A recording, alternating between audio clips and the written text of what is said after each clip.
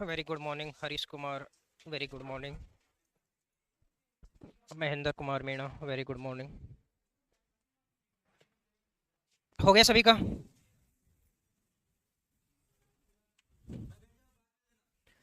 OMR अपने पास रख लीजिए। ठीक है, जाते वक्त जमा करवा देना। ठीक है, ये देना, इधर पकड़ना।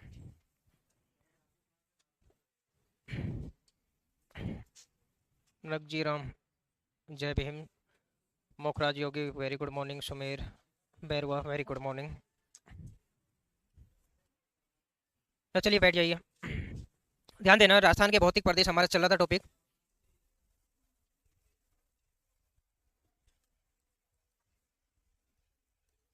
ठीक है, राजस्थान का भौतिक प्रदेश हमारा टॉपिक चल रहा था। और इसमें ध्यान रखना, राजस्थान के भौतिक प्रदेश में हमारा शुष्क मरुस्थलीय प्रदेश है वो हो गया। अर्ध शुष्क वाला जो भाग है वो हमारा चल रहा था। और अर्ध शुष्क में भी हमारा नए जो घग्गर का जो मैदान हमने शुरू किया वो हमारा हो गया। शेखावाटी बेसिन है वो हमारा हो गया।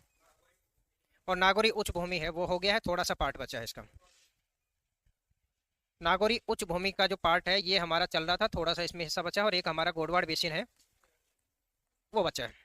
ठीक है, बाकी हमारा पार्ट हो चुका है। ठीक है, अब ध्यान देना, नागौरी उच्च भूमि का, अब शांत हो जाइए, बातें नहीं। नागौरी उच्च भूमि की अगर हम बात करते हैं, ठीक है, नागौरी उच्च भूमि में एक क्वेश्चन पूछा जाता है कि यहाँ की जो आंतरिक जल प्रवाह है, अंतर जल प्रवाही जो क्षेत्र है, यहाँ पर जो भूमिगत जल है इसकी जो आंतरिक चट्टाने हैं उसमें क्या है, फ्लोराइड की मात्रा अधिक पाई जाती है। तो ध्यान रखना, आप कहेंगे इसकी इस प्रदेश में, इस प्रदेश में आंतरिक आंतरिक फ्लोराइड की चट्टानों के कारण, फ्लोराइड युक्त चट्टानों के कारण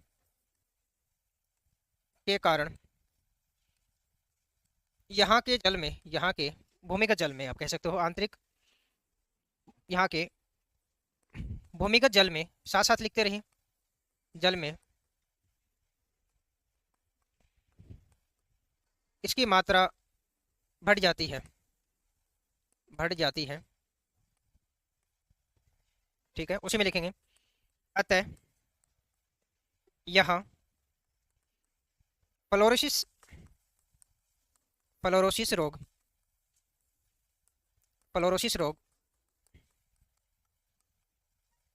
सर्वाधिक पाया जाता है, सर्वाधिक पाया जाता है। फ्लोरोसिस रोग क्या है? दांतों का गलना, दांतों का गलना, हड्डियों का भंगुर होना, हड्डियों का भंगुर होना, और आप कह सकते हो रीढ़ की हड्डी में हड्डी का मुड़ना, मुड़ना। ठीक है, फ्लोरोसिस रोग में क्या होता है, आपकी जो हड्डियां हैं, आपके दांत वांत, कई लोगों के आपने देखा होगा दांत अजीब से टूटे होते हैं, पहने पहने कहीं कटे हैं। एक तो ज्यादातर जो आपके जो गुटखा वगैरह का प्रयोग करते हैं उनमें भी आपको देखने को मिल जाएगा। उसमें क्यों है, क्योंकि आपकी जो गुटके है उसकी जो केमिकल मिलाई जाती है उसकी एसिडिक फॉर्म होती है। क्या होती है? Acidic form. आपके दांत जो होते हैं, जो आप खाना खाते हो, जो आपकी लार है ना, लार क्या है, एसिड फॉर्म होती है। एसिड फॉर्म का मतलब अम्लीय होती है। ठीक है, आपने देखा होगा कि पहले के समय में जब आप सुबह सुबह जो ब्रश करते हैं, दातुल वगैरह करते हैं, तो आजकल के लोग हैं तो कोलगेट है, जो विभिन्न प्रकार की जो मार्केट में जो प्रोडक्ट है उनका प्रयोग करते हैं। पहले के लोग किसका प्रयोग करते थे? नीम की दातुल का करते थे। किसका प्रयोग करते थे? नीम की दातुल का। क्यों करते थे? क्योंकि आपके खाना खाने के बाद आपके दांतों में जो भी खाना फंस जाता है और आपकी लार की जो फॉर्म होती है वो एसिडिक फॉर्म होती है, अम्लीय। और इसीलिए क्या होता है, जो नीम है, जितनी भी खट्टी चीज होती है वो अम्लीय, जितनी कड़वी चीज होती है वो क्या है, क्षारीय। तो आप सुबह पहले जो नीम की दातुल करते थे तो आपके दांतों में जो अम्ल जमा है उसको हटाने का प्रयास करते हैं। ठीक है, यानी उसकी प्रकृति उदासीन बनाने का प्रयास करते हैं। और इसी प्रकार से जो फ्लोरोसिस रोग है इसमें भी क्या होता है कि लोगों के दांत है वो गल जाते हैं, हड्डियां हैं वो भंगुर हो जाती हैं, कमजोर हो जाती हैं। और रीढ़ की हड्डी है, कई विशेषकर आपने देखा होगा, आजकल कम देखने को, पहले कई बुजुर्ग महिलाएं ऐसी देखती थी जो बिल्कुल लकड़ी को पकड़कर ऐसे बिल्कुल झुककर चलती थी, देखा हो आपने। तो उनमें जो रीढ़ की हड्डी है उसमें क्या हो जाता था, फोल्ड पड़ जाता था, मुड़ाव हो जाता, मुड़ जाती थी। इसीलिए इसे क्या, कुबड़ पट्टी, इसलिए इसको क्या कहा जाता है, यहाँ पर जैसे कुबड़ पट्टी का आप नाम सुनते हैं या बांका पट्टी भी जिसे बोल देते हैं, वो कहाँ पर देखने को मिलेगी, यहीं पर। और इसका भी जो सर्वाधिक जो प्रभाव है वो आपकी जायल श्रेणी से लेकर आपकी पुष्कर का जो बेल्ट है वहां पर देखने को मिलेगा। एक बार आप नोट कर लीजिए, फिर करते हैं। प्रवीण, जय जौहर, पंकज, टेस्ट पीडीएफ अपलोड नहीं की क्या? टेस्ट की पीडीएफ अपलोड कल वाली नहीं की है? आज वाले की क्या, आज वाले की हो जाएगी, कल वाले की होगी। सर पॉइंट में लिखा करो, ये पॉइंटों में लिखा है क्या है? ये तो अभी क्या है, इसमें पूरा का पूरा वही लिखा है, पॉइंटों में है और शॉर्ट कर दें? सर ऐसे समझ में नहीं आता। ठीक है, ये वाली चीज़ है, ये तो लिखना थोड़ी है, ये तो मैंने बताया है आपको, ये तो थ्योरी लिखाई है, सीधी पॉइंट ही है ये तो। ठीक है, इसको ब्रैकेट में कर लेना। क्या एक बात बताओ, फ्लोरोसिस रोग है, फ्लोरोसिस रोग फ्लोराइड की वजह से होते हैं, तो कहने का मतलब फ्लोराइड है वो बिल्कुल नहीं जाना चाहिए आपके शरीर में। ध्यान रखना, आपकी हड्डियां फ्लोराइड से मजबूत होती हैं एक निश्चित मात्रा तक। एक निश्चित मात्रा से ज़्यादा आप लेते हैं तो क्या है, वो नुकसान कर पहुंचाती है। तो आपकी हड्डियां हैं, आपकी हड्डियों में फ्लोराइड है, आपका फास्फोरस है और आपका कैल्शियम है, इनकी मात्रा आपकी क्या है, अनिवार्य होती है। ठीक है, आपकी हड्डियों में क्या होगा, आपका जो फास्फोरस है, फास्फोरस क्या होता है, हवा के संपर्क में आकर जलने लग जाता है, चमकने लग जाते हैं। कभी आपने देखा शमशान घाट में जब किसी का दाह संस्कार किया जाता है, उसके बाद में उसकी राख को इकट्ठा किया जाता है और उस पर पत्थर से ढक दिया जाता है? क्यों? क्योंकि ध्यान रखना, काफी बार आप देखेंगे शमशान घाट में जाएंगे हवा की गर्मियों के समय में, देखना हवा चल रही है, सर्दियों में भी देख सकते हैं, शमशान घाट में जाना, वहां पर बैठना, उसकी पत्थर वत्थर हटाना, उसकी जो कूड़ी बनाई हुई है उस पर, और उसको थोड़ी देर देखेंगे तो हवा जैसी ही चलेगी वो चमकेगा वहां पे, ऐसे लगेगा आग लग रही है। ठीक है, तो वो ऐसा नहीं कि उसमें वास्तव में आग लग रही है, वो क्या है कि आपकी जब दाह संस्कार के दौरान जब आपकी हड्डियां जलती हैं तो फास्फोरस उस राख में क्या है, मिल जाता है, और ये फास्फोरस क्या है, ऑक्सीजन के संपर्क में या हवा के संपर्क में आता है, चमकने लग जाते हैं, तो इसलिए उसे ढका जाता है। ठीक है, काफी लोग है ये इसको अंधविश्वास से ले लेते हैं कि देखो आग जल रही है वहां पे, रात को मैं आया वो जल रहा था वहां पे, ऐसा कोई नहीं जल रहा था वहां पे। ठीक है, हो गया इतना लिखने का काम?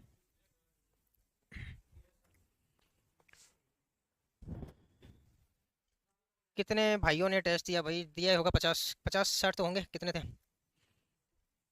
गुरु जी, गुरुदेव है क्या चीज? ये आज चैप्टर आज पूरा नहीं होगा, आज अरावली तक पहुंचेंगे, अरावली आधा हो जाएगा अपना।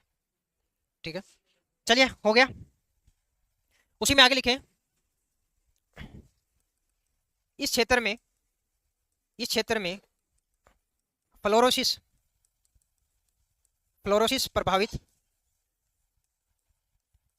क्षेत्र को बांका पट्टी, बांका पट्टी या कुबड़ पट्टी, या कुबड़ पट्टी नाम से जाना जाता है, नाम से जाना जाता है। ठीक है, उसी में लिखेंगे इस कुबड़ पट्टी का विस्तार, साथ साथ लिखते रहे, विस्तार जायल श्रेणी से, जायल से, जायल से पुष्कर तक, पुष्कर तक पाया जाता है, पाया जाता है। तो ये भी क्वेश्चन पूछ लिया जाता है। उसी में आगे लिखेंगे नागौरी उच्च भूमि में, नागौरी उच्च भूमि में या उच्च भूमि क्षेत्र में की बात हो रही है, में प्रमुख पहाड़ी, पहाड़ियाँ, तो 3 पहाड़ियों का जिक्र आता है। एक जायल की पहाड़ी, प्रधानता आपको देखने को मिलती है फ्लोराइड की प्रधानता, इसमें फ्लोराइड की प्रधानता पाई जाती, पाई जाती। दूसरा मकराना श्रेणी,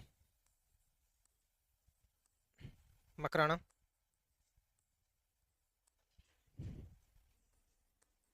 श्रेणी या पहाड़ी, संगमरमर पाया जाता है। उसके बाद में तीसरी है मांगरोल की पहाड़ी, मांगरोल की पहाड़ी जिप्सम की प्रधानता पाई जाती। कहने का अर्थ है जायल पहाड़ी में तो फ्लोराइड है वो आपको देखने को मिलेगा, वहीं पर मकराना पहाड़ी है उसमें संगमरमर पाया जाता है, और जो मांगरोल की पहाड़ी है वो वहां पर क्या है, आपकी जिप्सम है वो देखने को मिलेगा। ये मांगरोल की पहाड़ी है, देखो जिप्सम जब आप देखोगे तो रटने का काम करते हो आप।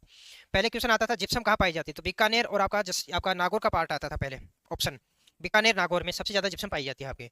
अब ध्यान रखना, जो ये मांगरोल की पहाड़ी की अगर बात करेंगे तो ये मांगरोल की पहाड़ी किसके टच में है, आपके बीकानेर के टच में। बीकानेर वाला जो पार्ट होगा उसके सहारे ये आपकी मांगरोल की पहाड़ी आपको देखने को मिलेगी। और यही इसी बेल्ट में आपको क्या है, संगमरमर है, सॉरी आपका जिप्सम है, उसका जमाव देखने को मिलता है। इसीलिए जो जिप्सम की जब बात आती है राजस्थान में तो बीकानेर और किसका नाम आता है, नागौर का नाम आता है। ठीक है। जायल की पहाड़ी मैंने अभी बताया, जायल देखो यहाँ पर जायल से पुष्कर का जो बेल्ट है इस पहाड़ी का विस्तार देखने को मिलेगा। वहीं पर आपको क्या है, फ्लोराइड है उसकी प्रधानता आपको देखने को मिलेगी। मकराना है, आप सभी जानते हैं मकराना फेमस ही किसके लिए है, संगमरमर के लिए। तो ध्यान रखना, तो वहां पर क्या पाया जा रहा है, आपका संगमरमर। सुनील कुमार गुड मॉर्निंग गुरुदेव, इसमें जनरल की सीट कितनी हो सकती है, एक बार बताते हैं इसका, एक बार सर को बोलेंगे वीडियो बना देंगे। ठीक है। हजारी लाल सैनी सर, मेरे आपसे क्लास हो रही है रोज ही। मेरे ऐप आज क्लास लेट ही शुरू हुई है, आज क्या है, पेपर की वजह से 10-15 मिनट क्लास लेट ही शुरू हुई है। हजारी लाल आज क्लास लेट शुरू हुई है थोड़ी। गोविंद, मिलन गुजर, राम राम। डेगाना की पहाड़ी है वो, उसको भी है, पर डेगाना की पहाड़ी आप कह सकते हैं, बाकी ऐसा कोई उसमें विशेष कोई विशेषता उसकी नहीं है।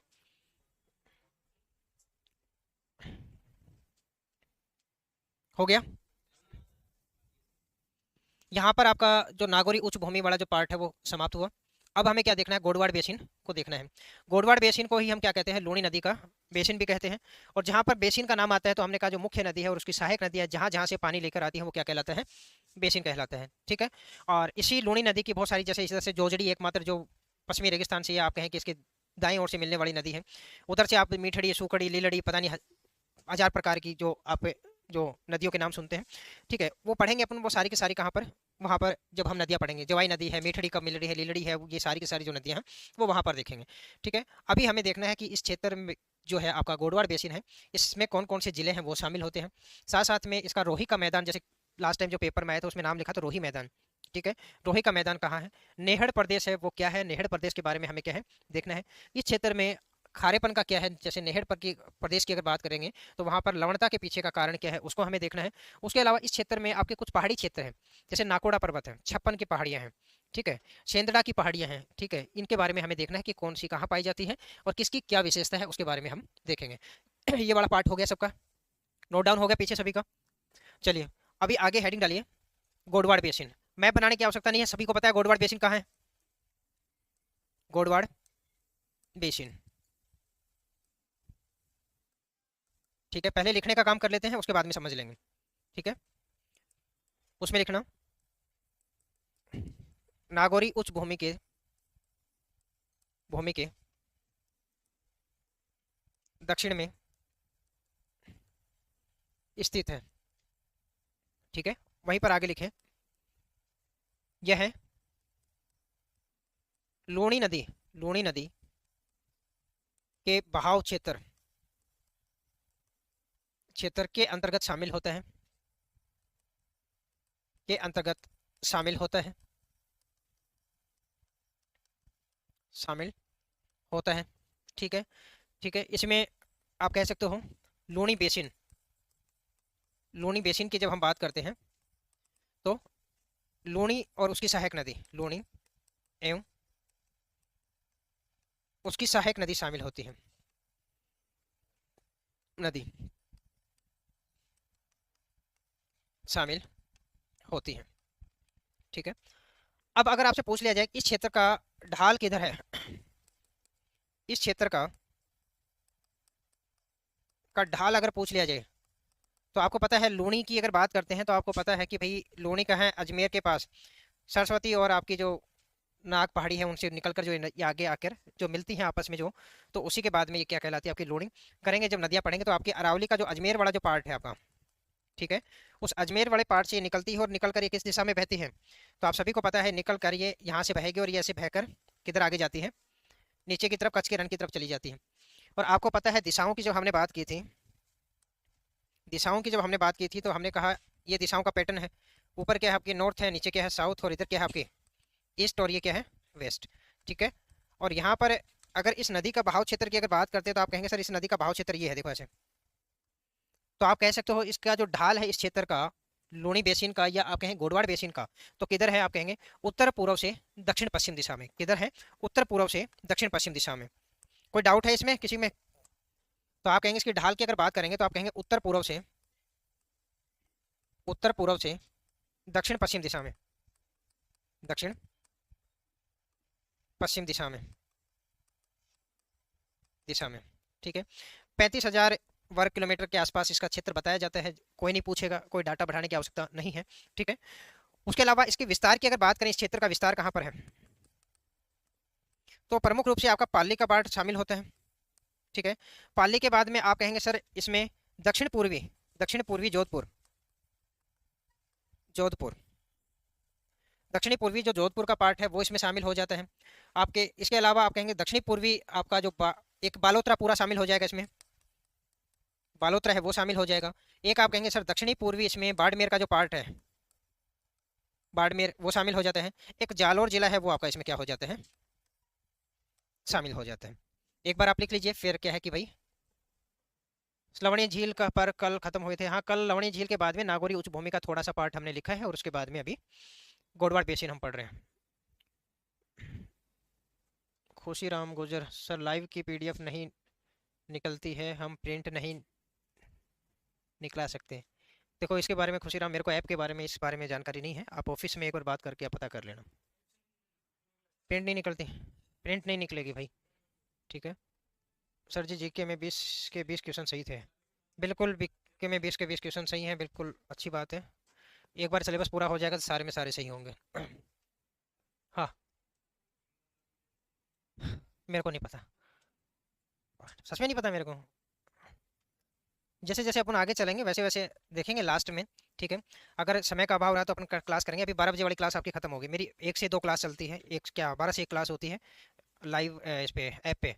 तो या तो उसको मैं 2 से 3 करवाऊंगा, फिर आपकी 1 बजे तक आपको, अब कईयों की तो आत्मा वैसे दुख गई होगी 1 बजे का नाम सुन के, हैं। खाना वाना खा के आना, 12:30 तक तो कम से कम करेंगे, ठीक है।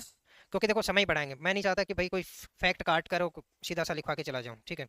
समझते हुए चले तो कम से कम आधा घंटा रोजाना अपन लेंगे तो समझने वाला पार्ट है वो अपना कवर हो जाएगा और लिखने वाला पार्ट है वो भी क्या होगा, कवर हो जाएगा, ठीक है। इतनी बात समझ आ गई, ठीक है। उसके बाद में आगे लिखें, इसी क्षेत्र में आप लिखना रोही का मैदान, रोही का मैदान, ठीक है। आप कहेंगे अरावली तथा लूणी के मध्य, लूणी नदी के मध्य का उपजाऊ मैदान, उपजाऊ मैदान है, उपजाऊ मैदान को कहते हैं, को कहते हैं, को कहते हैं।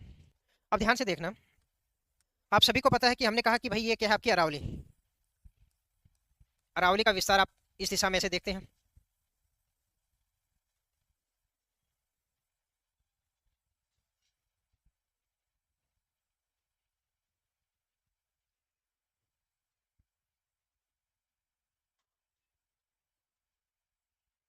समझ रहे हैं इसको। और इसी अरावली से एक नदी निकलती है आपकी, प्रमुख इस क्षेत्र की नदी है। आप कहेंगे सर वो कौन सी आपकी, ये कौन सी, लूणी नदी। अब आपको पता है कि भाई अब लूणी नदी की दिशा क्या है, अब मैं कहूँ लूणी नदी की दिशा ये है आपकी, तो इस दिशा में है तो लूणी नदी का ये तो लेफ्ट भाग हो गया, इधर का तो क्या भाग हो गया, लेफ्ट, और इधर का क्या भाग हो गया, राइट। तो ऐसे बढ़ रही है तो इधर की क्या है, लेफ्ट, और इधर का क्या है, राइट है। और आपने देखा कि राइट साइड से तो एक ही नदी इसमें आके मिलती है, जोजड़ी। कौन सी नदी आके मिलती है, जोजड़ी। जो एकमात्र है जो अरावली से नहीं निकलती इसकी सहायक नदी, ऐसा भी क्वेश्चन होता है। एकमात्र जो आपकी पश्चिमी रेगिस्तान से निकलने वाली जो इसकी सहायक नदी है, ठीक है। अब ज्यादातर जो है इसकी नदियां हैं, जैसे जवाई है, लीलड़ी है, मीठड़ी है, ये सारी की सारी नदियां देखेंगे वो सारी की सारी किधर से आ रही है, अरावली की साइड से आ रही है। किधर से आ रही है आपकी, अरावली की साइड से आकर मिल रही है इसमें, ठीक है। अब ज्यादातर नदियां किधर है आपकी, अरावली की ओर से आकर मिल रही है इसमें, एकमात्र नदी है जो इसके पश्चिमी रेगिस्तान से। अब ध्यान देना, जो नदियां बहकर आती हैं तो अपने साथ में एक बात बताओ, इधर वाले क्षेत्र में जो पानी आएगा इसके द्वारा, नदियों के द्वारा, तो इधर वाले क्षेत्र में इनके द्वारा अवसाद जमा होगा नहीं होगा, देखो पूरे क्षेत्र में। अब ये नदियां हैं, मैंने कहा अपने साथ में क्या लेके आती हैं, अवसाद लेके आती है वर्षा के समय में, तो इन सभी क्षेत्रों में जलोढ़ मिट्टी का निर्माण होगा नहीं होगा। नदियों के द्वारा जिन मैदानों का निर्माण किया जाता है उसे आप क्या कहते हो, जलोढ़ मृदा कहते हैं, नहीं कहते। अब ये सारा का सारा बेल्ट है देखो इसका इधर का, इसे आप क्या कहोगे, जलोढ़ मिट्टी का मैदान। इस प्रदेश को आप क्या कहोगे, जलोढ़ मैदान कहोगे। अब एक बात बताओ, हमने कहा अभी यहाँ पर लिखा अरावली, क्या है, अरावली और लूणी नदी, ये आपकी क्या है, लूणी नदी है, और ये आपकी क्या है, अरावली है। ये क्या आपकी अरावली। अब इन दोनों के मध्य का जो ये भाग है, ये जो उपजाऊ मैदान, क्यों है उपजाऊ मैदान, क्योंकि आपको पता है लूणी की जितनी भी सहायक नदी है इसी क्षेत्र से निकल रही है, और इसी क्षेत्र में जो ये मैदानों का निर्माण होगा, ये सारा का सारा जो भाग होगा, ये मैदानी भाग होगा, यही क्या कहलाएगा आपका, रोही का मैदान। क्या कहलाएगा, रोही का मैदान। ठीक है। तो काफी बार क्वेश्चन ये भी पूछा जा सकता है, रोही का मैदान किस आपके भौतिक प्रदेश या किस अर्धशुष्क प्रदेश का भाग है, तो किसका है, गोडवाड़ बेसिन। कौन सा पढ़ रहे हैं अपन, गोडवाड़ बेसिन। तो ये किसका भाग है, तो आप कहेंगे ये किसका भाग है, गोडवाड़ बेसिन का भाग है, गोडवाड़ बेसिन का भाग है। तो एक तो ये क्वेश्चन आपसे पूछा जा सकता है। दूसरा पूछा जा सकता है कि रोही के मैदान है तो उपजाऊ मैदान है या अनुपजाऊ मैदान है, तो क्या होंगे आपके, उपजाऊ मैदान होंगे। अगला क्वेश्चन ये पूछा जा सकता है किनके मध्य है, तो लूणी के पश्चिम में है या लूणी के पूर्व में है। अगर क्वेश्चन आता है कि आपका रोही का मैदान लूणी नदी के पूर्व में स्थित है या पश्चिम में, पश्चिम में कैसे होगा, लूणी नदी ऐसे आ रही है। अब दिशा देखो, मैंने कह रहा अभी दिशा का ये देखो ना, इधर क्या है, पूर्व दिशा है, और इधर क्या है, पश्चिम दिशा। तो लूणी नदी है तो इधर कोई पूर्वी भाग होगा ना इसका, अरावली का पश्चिमी भाग होगा, अरावली का क्या होगा, पश्चिमी भाग होगा। ठीक है। या क्वेश्चन ऐसा हो सकता है कि गोडवाड़ बेसिन में अरावली तथा लूणी के मध्य पाए जाने वाले मैदानों को कहते हैं नेहड़ मैदान, आपका कह देगा रोही के मैदान या बांगर के मैदान, क्या कोई और नाम दे देगा, तो कौन सा होगा, जैसे भी आपको, क्योंकि अब मैंने जितने सारे मैंने बता दिए यहाँ पर, क्योंकि क्वेश्चन है कैसे भी पूछा जा सकता है। ऐसा नहीं है कि लैंग्वेज सेम ही पूछे कि मैं लिखवा दिया कि यहाँ पे लाइन लिखवा दी कि अरावली और लूणी के मध्य उपजाऊ मैदान है, उसको रोही का मैदान। क्वेश्चन है, पूछना ये चाह रहे हैं, कहने का मतलब कान आपको यही पकड़ना है। एक तो कह रहा है कि सीधा ऐसे पकड़ लो, एक कह रहा है ऐसे घुमा के पकड़ लो। ठीक है, पकड़ना वही कान है। ठीक है, लेकिन आपको तय करना है कि भाई क्वेश्चन पूछा गया है उसमें आप अपना कितना विवेक लगा पा रहे हैं। ठीक है, तो ये डायग्राम आप बना लीजिए साथ साथ में, और इसी के साथ में आगे और लिख लेना, साथ साथ बना लीजिए इसको।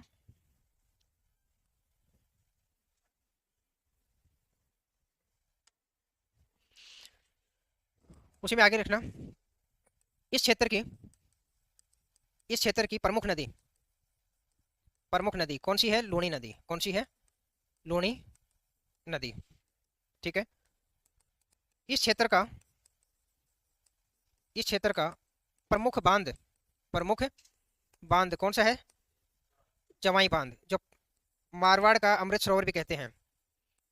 अमृत सरोवर नहीं, मारवाड़ का अमृत सरोवर तो किसको कहेंगे, जसवंत सागर को। ये पश्चिमी राजस्थान के कहेंगे, पश्चिमी राजस्थान का जो अमृत सरोवर है, ठीक है, उसको कहेंगे। ठीक है। तो इस क्षेत्र का प्रमुख बांध कौन सा, जवाई बांध, जवाई बांध। ठीक है, जवाई बांध है, जवाई नदी के ऊपर ही है। उसी में आप लिखेंगे, इस क्षेत्र का इस क्षेत्र की प्रमुख नहर कौन सी है, नर्मदा नहर, नर्मदा नहर, नर्मदा नहर। Prince very good morning, Suthar, Prince Suthar. ठीक है।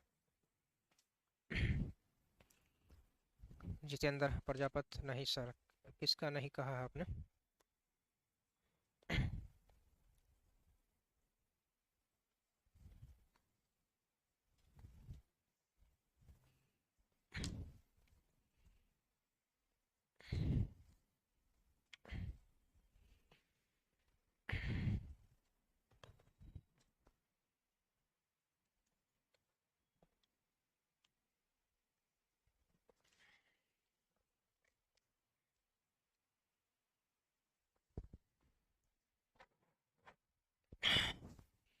राजस्थान का कहते हैं, मारवाड़ का आपका इसी नदी के ऊपर एक बांध बना पड़ा है, कौन सा आपका, जोधपुर में, जसवंत सागर, उसको मारवाड़ का बोलेंगे, हरीश।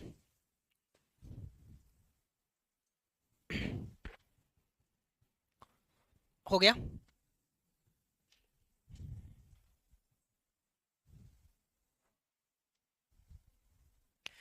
परवीन मीणा, सहायक नदी लूणी की। परवीन अभी यहाँ पर नहीं लिखेंगे, ठीक है, सारी की सारी, क्योंकि यहाँ पे लिखें फिर नदियों वाला पार्ट पढ़े तो वहाँ पर वापस से रिपीट करें। ठीक है, इतना समय नहीं है अपने पास में, नदियों वाले पार्ट में वहाँ पर देखेंगे।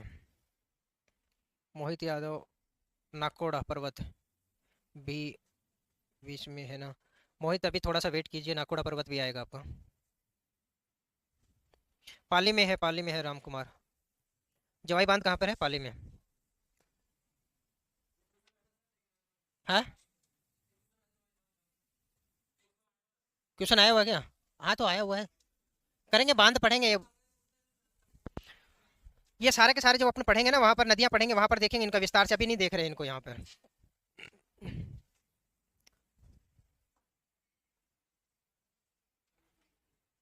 सर मैं बिशलपुर से हूँ, तो जवाई बांध मेरे घर के पीछे वाली पहाड़ी के पीछे है। हाँ बिल्कुल होगा। ठीक है, हो गया इतना, आगे चलिए। आगे हेडिंग डालिए, नेहड़ प्रदेश, नेहड़ प्रदेश, नेहड़ प्रदेश। इसमें लिखना गोडवाड़ बेसिन के, गोडवाड़ बेसिन के दक्षिणी भाग में, दक्षिणी भाग में, दक्षिणी भाग में बाड़मेर और जालोर, बाड़मेर और जालोर के कच्छ सीमा के, कच्छ की सीमा के सहारे, कच्छ की सीमा के सहारे लवणीय, लवणीय भूमि का क्षेत्र, क्षेत्र है। ठीक है, आसान भाषा में अगर कहे नेहड़ प्रदेश क्या है तो आप कहेंगे लवणीय भूमि का क्षेत्र है। किस भूमि का है? लवणीय भूमि का क्षेत्र। अगर आपसे पूछ लिया जाए कि कहाँ पर है तो कहेंगे बाड़मेर और प्लस जालोर क्षेत्र में। कहाँ पर है? बाड़मेर और जालोर। पूछ लिया जाए कहाँ पर है तो गुजरात सीमा पर। कहाँ पर है? गुजरात सीमा पर। ठीक है, ऐसे शॉर्ट में मैं तो लिखवा दूंगा, मेरे तो कोई जोर नहीं है, पर सभी को कहे समझ नहीं आती हैं चीज़ें। ठीक है, कुछ विद्यार्थी हैं, अब मैंने लिख दिया लवणीय भूमि, जिसका पढ़ा हुआ है थोड़ी सी पहले का उसके लिए अच्छा लगेगा कि अच्छा है, लेकिन कुछ विद्यार्थी ऐसे जो पहली बार शुरुआत कर रहे हैं वो अभी तो लिख लेंगे और वो तुरंत रिविजन करेंगे नहीं, 10 दिन बाद में उठा के देखेंगे तो उसे खुद को नहीं पता ये क्या लिखा मैंने। ठीक है, इसको समझना, इसके पीछे का कारण मैंने पहले ही बताया था आपको।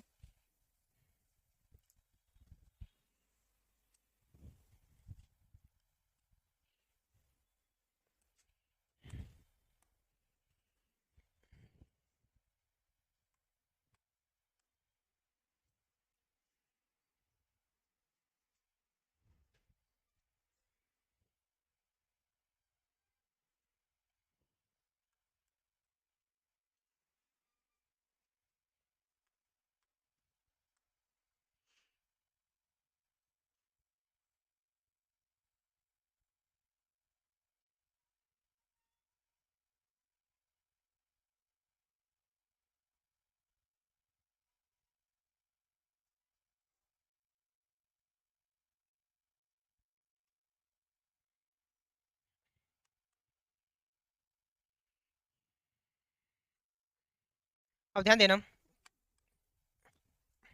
हमने कहा ये वाला जो पार्ट था इधर, ये क्या है आपका अरावली का पार्ट, बातें नहीं।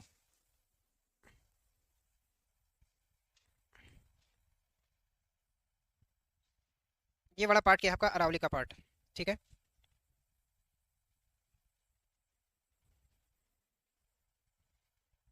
ठीक है, और इधर का जो ये पार्ट है आपका, ये नागौरी उच्च भूमि से लेकर आपका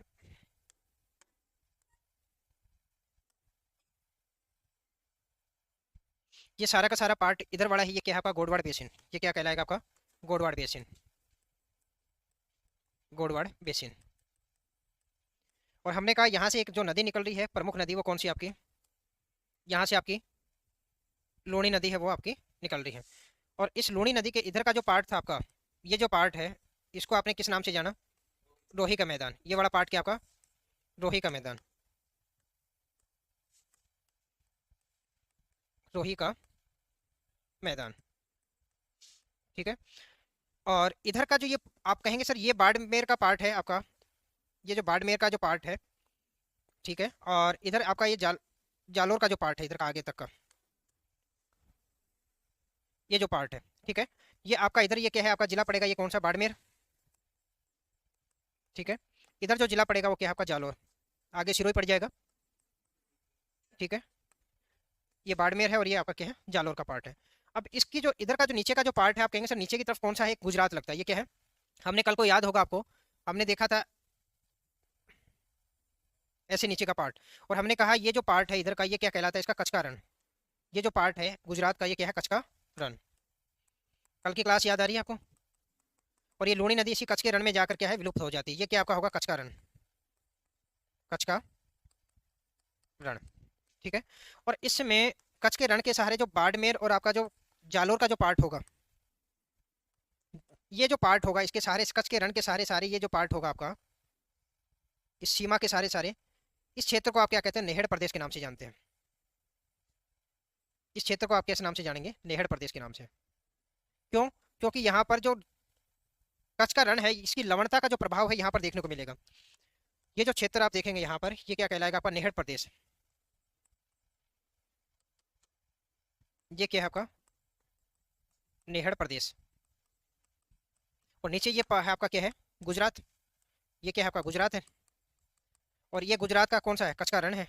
ये गुजरात का कौन सा कच्छ का रण। तो ये जो आपके बाड़मेर और जालोर की सीमा के सहारे, ये सहारे का ये जो पार्ट है आपका, जिसमें नीचे की तरफ आपका क्या लग रहा है आपका कच्छ का क्षेत्र लग रहा है, और ये बेल्ट है, ये क्या कहलाएगा आपका नेहड़ प्रदेश। और ये क्या है आपका देखो कच्छ का रण है, वो सारा का सारा क्या है लवणीय भूमि का पार्ट है। किसका भाग है लवणीय भूमि का। तो ये जो नेहड़ प्रदेश है ये भी क्या होगा आपका लवणीय भूमि का क्षेत्र होगा।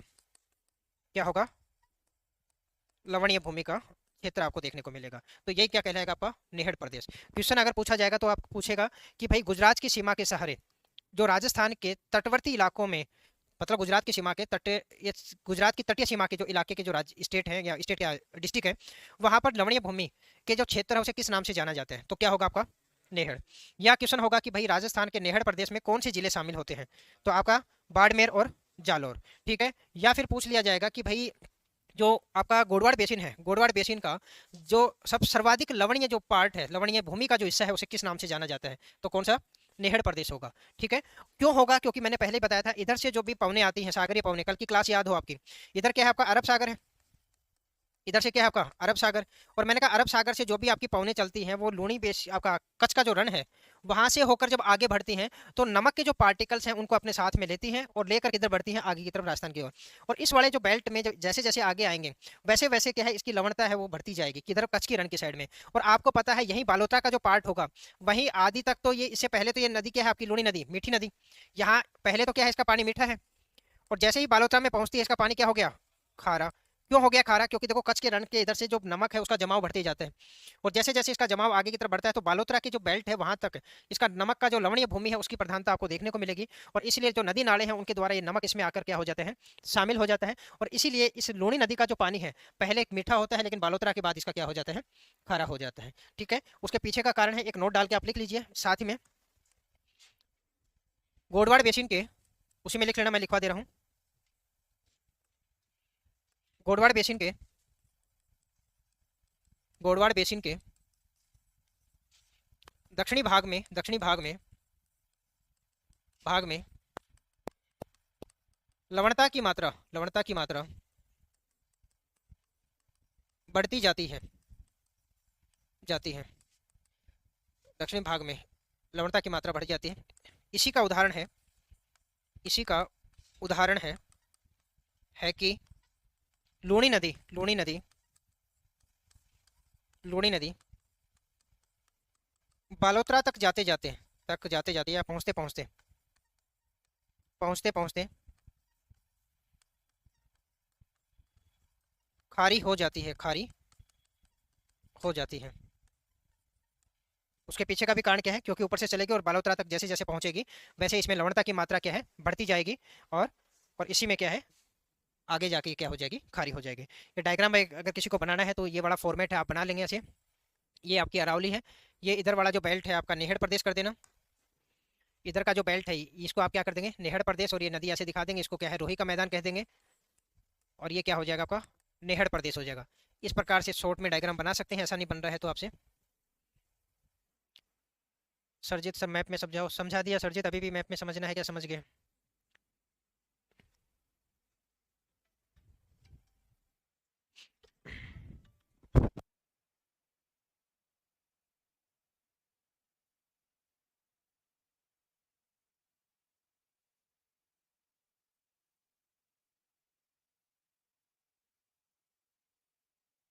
हो गया।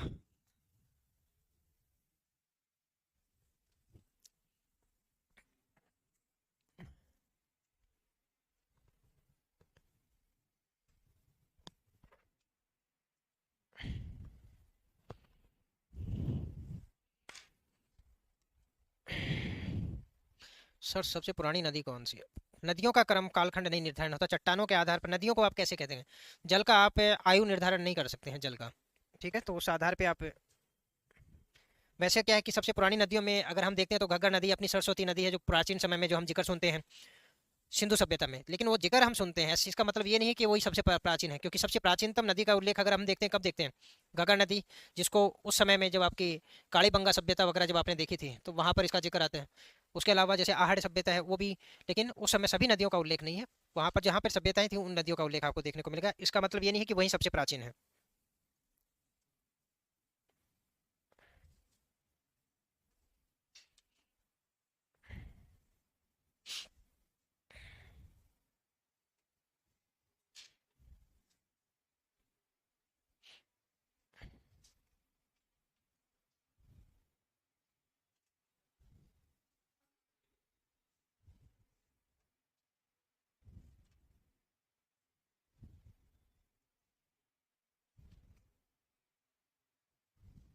हो गया सबका?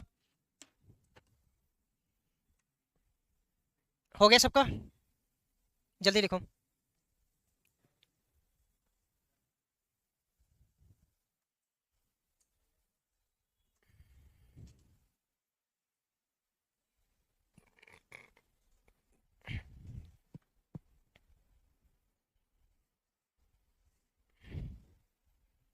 चलें आगे। उसी में ध्यान रखना, एक हेडिंग डालनी है अपने को कि गोडवाड़ प्रदेश के अंतर्गत है जो कुछ पर्वतीय क्षेत्र हैं, ठीक है, जिसमें नाकोड़ा का पर्वत है और आपके छप्पन की पहाड़ियां हैं, पहाड़ी क्षेत्र वो देखने को मिलेगा।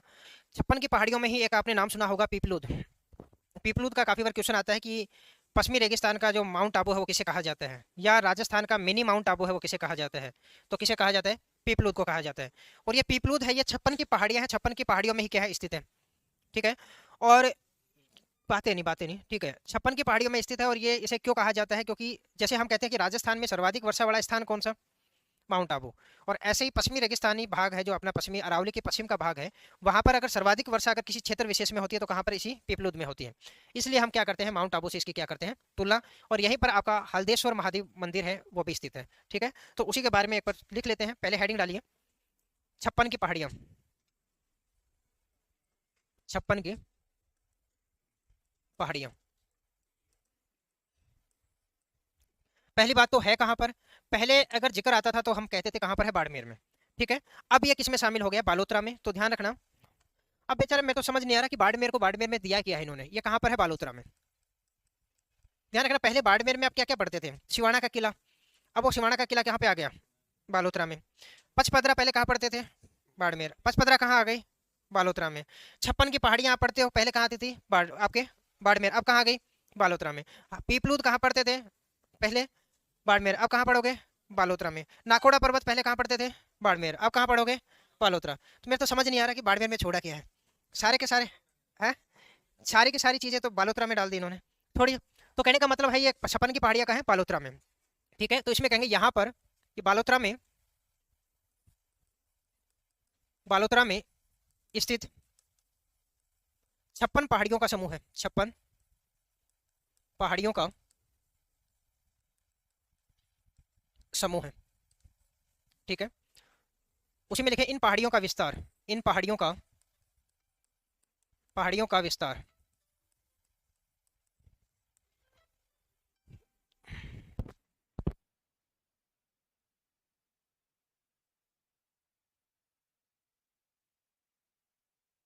इन पहाड़ियों का विस्तार। तो इसमें क्या है? बालोतरा में आप कहेंगे मोलकसर से, मोलकसर से बालोतरा तक।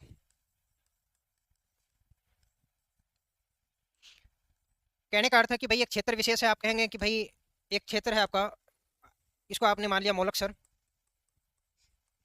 ठीक है। और एक तरफ आपने कह लिया ये क्या है? बालोतरा, ठीक है। इस दोनों के बीच का जो क्षेत्र होगा आपका, ठीक है, आप इसको ऐसे कह सकते हैं या ऐसे कर लीजिए, बालोतरा, ठीक है। और इसमें आप कहेंगे कि जो छप्पन पहाड़ियों का एक समूह है, जैसे ये पहाड़ी हो गई, ये पहाड़ी हो गई, ये पहाड़ी हो गई, ये पहाड़ी हो गई, कहने का मतलब ऐसे अलग अलग प्रकार की छप्पन पहाड़ियां हैं, इन दोनों के मध्य विस्तारित है। आप कहेंगे मोलकसर से लेकर बालोतरा के मध्य क्या है, इनका विस्तार आपको देखने को मिलता है, ठीक है। उसके बाद में इन पहाड़ियों का निर्माण, इन पहाड़ियों का निर्माण, पहाड़ियों का निर्माण ग्रेनाइट, निर्माण ग्रेनाइट चट्टानों से हुआ है, चट्टानों से हुआ है। ग्रेनाइट चट्टानों का अर्थ है यहाँ पर कभी ना कभी ज्वालामुखी उद्गार हुआ है। ज्वालामुखी उद्गार के साथ में ये अलग अलग ये है, पहाड़ी क्षेत्र हैं आपको बने हैं। और ग्रेनाइट चट्टानों के कारण इस पर्वत को, इसीलिए इसे क्या है, ग्रेनाइट पर्वत भी कहते हैं। अतः अतः इसे ग्रेनाइट पर्वत भी कहा जाता है, कहा जाता है। अतः इसे क्या कहा जाता है, ग्रेनाइट पर्वत भी कहा जाता है।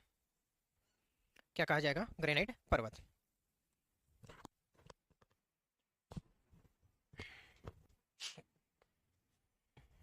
जल्दी से लिखिए। उसके बाद में इसी क्षेत्र विशेष में 56 की पहाड़ियों के मध्य क्या है, पीपलुद है। उसके बारे में और लिख लेते हैं। ऑनलाइन वाले विद्यार्थी सब समझ आ रहा है, कोई डाउट तो नहीं है?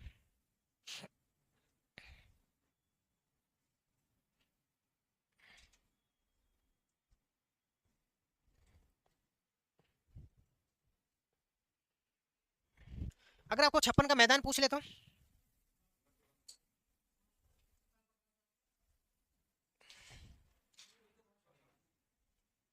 और कांठल प्रदेश पूछ ले तो?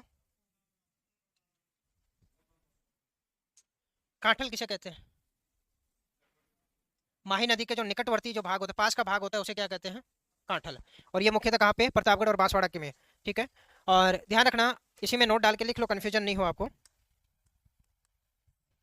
56 का जो मैदान है ना, 56 का मैदान, ये कहाँ, प्रतापगढ़ और बांसवाड़ा के मध्य एवं बांसवाड़ा के मध्य। ठीक है, 56 की पहाड़ियों की बात आए तो आपको क्या करना है, बालोतरा। 56 का मैदान अगर आ जाए, कहा जाता है कि छोटे छोटे नदियों के बीच में 100 टापुओं का, जैसे हम कहते हैं ना, द्वीप समूह कैसे कहते हैं बांसवाड़ा को। ठीक है, तो वहीं पर क्या है, छोटी छोटी क्या है, मैदानी क्षेत्र बने हुए 56 छोटी छोटी धाराओं, जल धाराओं के मध्य, इसलिए उसे क्या है, 56 का मैदान कहा जाता है। और वहीं पर ध्यान रखना, ग्रेनाइट सिटी अगर पूछ लिया जाए, ग्रेनाइट अगर सिटी पूछ लिया जाए, अगर ग्रेनाइट पर्वत की बात आई तो क्या है आपका, 56 की पहाड़ियां को कहा जाता है। और ग्रेनाइट सिटी पूछ लिया जाए तो जालोर, जिसे कहा जाता है जालोर को, ग्रेनाइट सिटी कहा जाता है जालोर को। 56 का मैदान आपका प्रतापगढ़ बांसवाड़ा के मध्य का जो भाग है।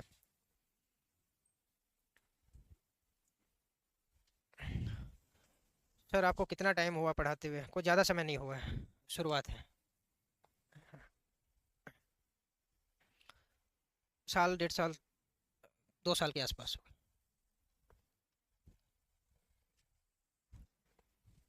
कभी क्या है कि आपको चीज़ें हैं, आपका जो दिमाग है ना, वो किस स्तर पे काम करता है वो आपका डिपेंड करता है। ठीक है, मैं क्लास में आता हूँ तो मेरे डायग्राम वगैरह पहले से प्री डिसाइड नहीं होती, ईमानदारी से कह रहा हूँ, धंधे पे खड़ा हूँ।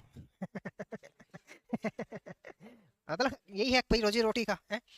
ऐसा सोच के नहीं आता कि मैं, मेरे को ये करना है, ऐसा करना है, ये करना है, मेरे को ऐसा करना है। ठीक है, आपका देखो प्रेजेंट ऑफ माइंड है, वो आपका तय करता है कि आपको क्लास में कैसे क्या प्रेजेंट करनी है चीज़ें। ठीक है, ये डायग्राम है, ये डायग्राम मेरे से पहले ना तो किसी किताब में, मेरे बनाए हुए डायग्राम है तो कोई किताब में मिलेंगे आपको, ना किसी नोट्स में मिलेंगे। ठीक है, ठीक है, हाँ वो बात अलग है, अपने वाले डायग्राम देख के बाकी कोई ऐड कर देता हूँ। ये तो मैं कुछ बना ही नहीं रहा हूँ डायग्राम यहाँ पर, ये तो मेरी डायग्राम क्लास ही पूरी डायग्राम फॉर्मेट पे चलती है। ठीक है, उसमें क्या है कि अपने खुद के विचार, अपने खुद का विवेक होता है, उसके अकॉर्डिंग अपन डायग्राम बनाते हैं। ठीक है, जैसे हमने ये बनाया, कोई भी बनाया चीज़ें। दूसरी बात ये होती है, कोई किताब लिख के नहीं देती। अब जैसे आपने कहा कि भाई 56 की जो पहाड़ियां हैं, इसी के बीच में पीपलूद है। ठीक है, किसी किताब में नहीं पढ़ा कि भाई इसे माउंट आबू क्यों कहा जाता है, लघु माउंट आबू क्यों कहा जाता है, या इसको पश्चिमी रेगिस्तान का माउंट आबू क्यों कहा जाता है। बस किताबों में लिख दिया यहाँ पे वर्षा ज़्यादा होती है, लिखने वालों को भी नहीं पता यहाँ पे वर्षा ज़्यादा क्यों होती है। लेकिन अच्छी बात यह है कि मेरे को सभी विषय का ज्ञान है। ज्ञान का मतलब है कि मेरे को पता है कि वर्षा कैसे होती है, मेरे को ये भी पता है कि वर्षा होने के कारण क्या है, सब कुछ मेरे को पता है। मेरे को ये भी पता है कि कैसी स्थिति रहेगी जब वर्षा होगी। ठीक है, अब मैं ये डिसाइड कर सकता हूँ, मैं ये यहाँ पर अपना दिमाग लगा के ये तय कर सकता हूँ कि यहाँ पर वर्षा होने के पीछे का कारण ये हो सकता है। ठीक है, कहीं नहीं आपको देखने को मिलेगा। ठीक है, आपका अब जैसे कि आप कहेंगे यहाँ पर इसी क्षेत्र में क्या है, आपका पीपलूद देखने को मिलेगा। जैसे हमने कहा पीपलूद, पीपलूद। ठीक है, अभी बैठे बैठे दिमाग आया कि माउंट आबू, अभी जैसे बात हुई वहाँ पर वर्षा वाला स्थान है, तो यहाँ पर वर्षा का क्या कारण होगा। अब जैसे, अब आपको पता है कि भाई जो वर्षा है, वर्षा 3 प्रकार की होती है। वर्षा कितने प्रकार की होती है, 3 प्रकार की। 3 प्रकार कौन से होते हैं, एक तो संवहनीय वर्षा होती है, कौन सी, संवहनीय वर्षा होती है। एक होती है आपकी पर्वतीय वर्षा होती है, कौन सी, पर्वतीय वर्षा। और एक होती है आपकी वाताग्री वर्षा, वाताग्री वर्षा। ठीक है, वर्षा करवाने के लिए आपको ध्यान रखना, हवा है पहले नीचे जमीन पर होती है, तापमान बढ़ता है, तापमान बढ़ता है तो हवा गर्म होकर ऊपर उठती है, और ऊपर उठेगी तो अपने आसपास छोटी छोटी जलवाष्प है, जो सागर महासागर वहां से जलवाष्प लेके जाएगी। और ऊपर जैसे जैसे जाते हैं तो मैंने पहले भी बताया तापमान में क्या होती है, कमी आती है। और तापमान में कमी आएगी तो यहाँ पर ध्यान रखना वायु फैलेगी या सिकुड़ेगी। अब एक बात बताओ, गर्म होती है तो वायु फैलती है, आपको ये पता है। किसी भी विद्यार्थी को अगर कहेंगे कि यहाँ पर वायु क्या फैली हुई अवस्था में ऐसी गर्म है, जैसे जैसे जाएगी ठंडी होगी तो सिकुड़ेगी। अब ये जैसे जाकर यहाँ पर इस वाले क्षेत्र में आएगी तो जितने क्षेत्र में ये वायु यहाँ फैली हुई थी वो सारी की सारी वायु इतने क्षेत्र में फैलेगी। और इसमें छोटे छोटे जलवाष्प के कण हैं, दूर दूर फैले हुए हैं। अब जब वायु सिकुड़ोगी तो एक दूसरे के पास आएंगे, नहीं आएंगे। अब क्या होता है कि छोटे छोटे जो जलवाष्प के कण थे दूर दूर थे, ये एक दूसरे के क्या पास आना शुरू हो जाते हैं और एक दूसरे के ऊपर टिकना शुरू हो जाते हैं, अध्यारोपित होना शुरू हो जाते हैं। और इसी प्रक्रिया को आप क्या कहते हैं, संघनन। इसी को क्या कहते हो आप, संघनन।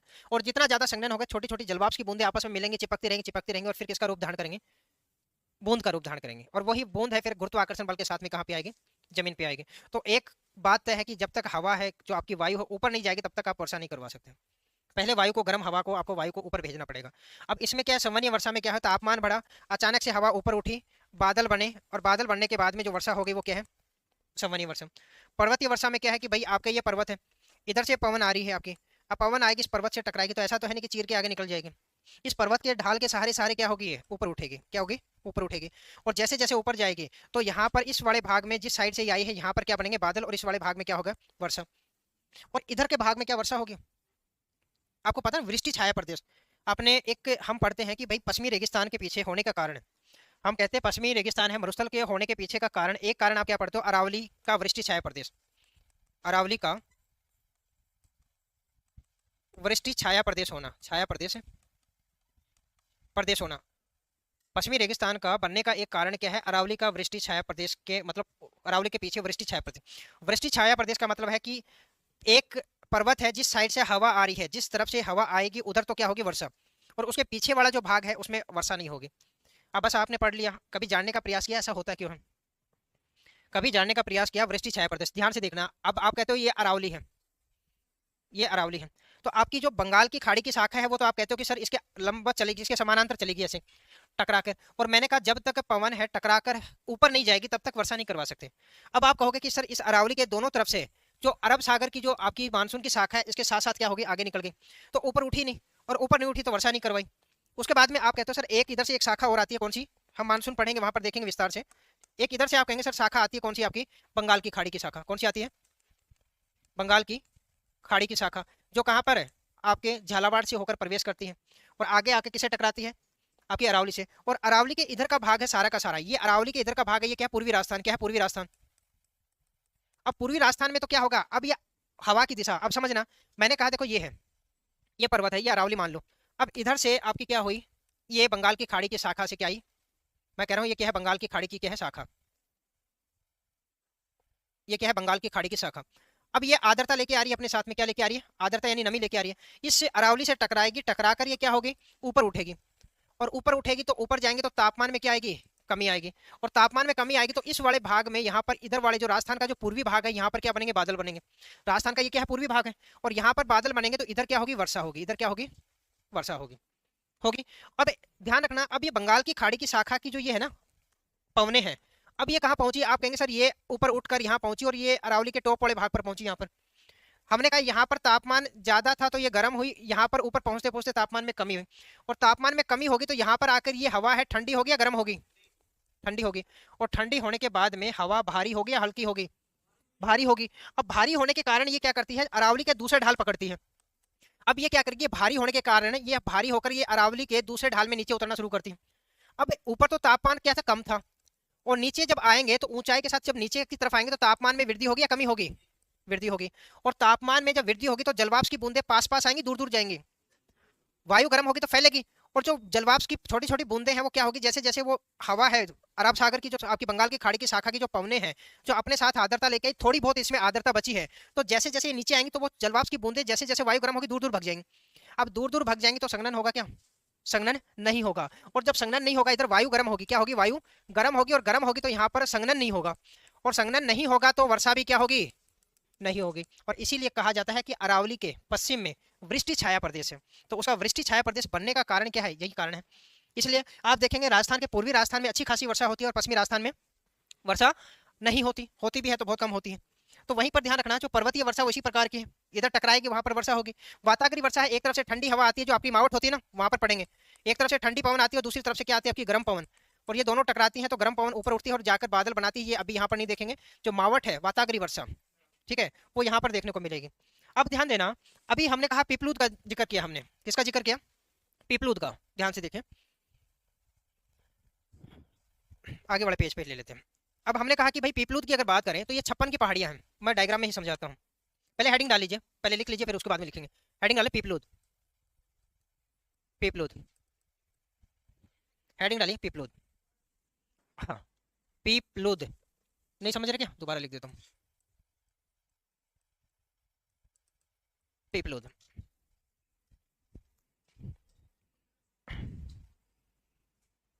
बारिश में बर्फ कैसे आती है बता देंगे, क्योंकि देखो बर्फ है, ओले क्यों बनते हैं? बर्फ कैसे जमती है? जब तापमान कम होता है। आपके फ्रिज में भी बर्फ जमाते हो तो उसको ठंडा करते हो नहीं करते? और आपको पता है ऊंचाई के साथ जाते हैं तापमान में कमी आती है, और एक सीमा ऐसी आती है कि ऊंचाई पर 0 डिग्री सेल्सियस से भी कम तापमान हो जाता है। जो नीचे की जितनी भी भाप गई है ना उड़कर पानी की, अब ये 0 डिग्री सेल्सियस से ऊपर जब जाना शुरू होगी तो इसका क्या है, बर्फ जमना शुरू हो जाता है। और वही पानी है जो बर्फ जमने के बाद में क्या है, ओड़ों के रूप में आपकी नीचे आती है। कोई ज़्यादा है, पहले तो नहीं आता, कहता इतने बड़े बड़े पत्थर क्या तैर रहे हैं। एक बार काफ़ी बार सुना है कि भाई आपके इटली वगैरह का जो क्षेत्र है ना आपका भूमध्य सागर में, यहाँ पर क्या है कि मछलियों की बारिश होती है। मछलियां हैं, केकड़े वेकड़े ये आ जाते हैं। तो ऐसा नहीं है कि मछलियां ऊपर कैसे है। हाँ, हाँ, कृत्रिम वर्षा तो वो तो आपके वो तो सिल्वर नाइट्राइट है, वो उसकी वजह से करवाए जाते हैं। रामगढ़ बांध में इसलिए करवाया जाता है कि बांध का क्षेत्र है, वहाँ पे बारिश होगी तो वहाँ पर भर जाएगा। बाकी क्षेत्रों में होगी तो पानी वैसे बह जाएगा। ठीक है, कृत्रिम वर्षा क्या है? सिल्वर नाइट्राइट है। सिल्वर नाइट्राइट का क्या है, वायुमंडल में छिड़काव किया जाता है, और छिड़काव करने से वो संघनन को बढ़ाता है। जो संघनन की क्रिया है, क्या आती है? लाल वाली? क्या, मैं समझा नहीं, क्या करते हैं उसे? अच्छा, तीज क्या? अच्छा। आज अभी बारिश का मौसम है, देख के आए हो गए, ठीक है। उसको तीज बोलते हैं शायद, है ना? क्या बोलते हैं, हैं? अलग अलग क्षेत्र में अलग अलग बोलते हैं। रावण की डोगरी, हाँ जैसा भी आप कहते हैं, वो अलग अलग क्षेत्र में अलग है। ध्यान देना, सुनिए मेरी बात। वो कोई आसमान से नहीं गिरती हैं। आपने गिरते हुए देखा आसमान से? है? है? वो अलग है, राम जी का घोड़ा। सुनिए मेरी बात, ऐसा नहीं है। ध्यान देना कि आप, जैसे ये मछलियां मछलियां आती हैं, ये आगे हम चर्चा करेंगे जब बाउंडर आते हैं ना, बाउंडर आते हैं। ऐसा नहीं है मछली वहां बन के थोड़ी उड़ जाएगी, है कि वहां बन के उड़ के और ऊपर जाके वापस से मछली बन के चलो अब नीचे गिर लेते हैं। वो क्या होता है कि जो बाउंडर आपने देखे होंगे, आपने बहुत सारे ऐसे पानी के साथ ऐसे ऊपर उठता हुआ एक गोल गोल सर्किल सा देखा हो, मूवी वगैरह में देखा होगा कहीं पर, ठीक है। तो वो क्या है, पानी बहुत बड़ी मात्रा में क्या है ऊपर जाता है। जो पानी इस बाउंडर के साथ में ऊपर जाता है तो बहुत सारे जीव जंतु हैं वो भी उसके साथ में क्या होते हैं, ऊपर चले जाते हैं। और बाद में वर्षा के साथ में जब एक बाउंडर जैसे समाप्त होता है तो ऊपर तो रह नहीं सकते वो, इसलिए क्या होता है कि वो नीचे गिरना शुरू हो जाते हैं, तो मछलियों की बारिश होती है वहां पर, है। जिंदी कहाँ है, कोई मरी हुई आएंगे, कोई जिंदा आएंगे, कोई पानी है वहाँ पे जलवाब से तो थोड़े बहुत वहाँ पे क्या है कि जिंदा रहेंगे, नीचे आने के बाद वैसे मर जाएंगे। ठीक है। ओले कैसे आते हैं, ओले समझ गए, ओले करेंगे बाद में। 100 दीपों का समूह दीप है ना बांसवाड़ा में, हाँ बिल्कुल बांसवाड़ा में है। राजस्थान में लूणी नदी कितने जिलों से बहती है? वीरेंद्र ये अपना यहाँ का पार्ट नहीं है, अपन नदियाँ करेंगे वहीं पे, इसको करेंगे विस्तार से। मैं इतनी बार बोल चुका हूँ, नदियों का पार्ट नदियों में करेंगे। अब ध्यान देना, सुनिए मेरी बात। अब इसमें लिखना पीपलूद में, इसे पश्चिमी रेगिस्तान का या पश्चिमी राजस्थान का, पश्चिमी राजस्थान का माउंट आबू, माउंट आबू कहा जाता है। ठीक है। इसी का अन्य नाम, अन्य नाम राजस्थान का, राजस्थान का मिनी माउंट आबू, मिनी या दूसरा माउंट आबू भी कह देते हैं, मिनी या दूसरा माउंट आबू। ठीक है, मिनी को ध्यान रखना लघु भी कहते हैं, कहीं पर लघु माउंट आबू लिखा हो तो कंफ्यूजन में मत आ जाना कि सर ने तो लिखा है नहीं, मिनी मतलब छोटा यानी लघु, तो लघु माउंट आबू भी लिखा मिल जाएगा। ठीक है। यहाँ पर, यहाँ पर, यहाँ पर पश्चिमी रेगिस्तान या पश्चिमी राजस्थान, पश्चिमी राजस्थान की सर्वाधिक वर्षा होती है, सर्वाधिक वर्षा होती है। इसी के ब्रैकेट में लिखना पश्चिमी राजस्थान का सर्वाधिक वर्षा वाला स्थान,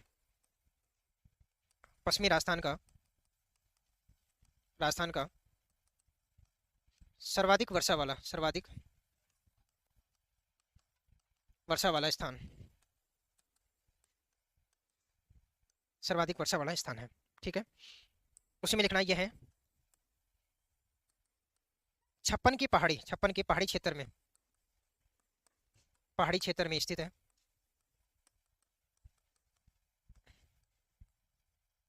उसी में आप लिखेंगे यहीं पर, यहीं पर हल्देश्वर महादेव, महादेव मंदिर स्थित है। हल्देश्वर महादेव मंदिर स्थित है। यहीं पर क्या है, हल्देश्वर महादेव मंदिर स्थित है।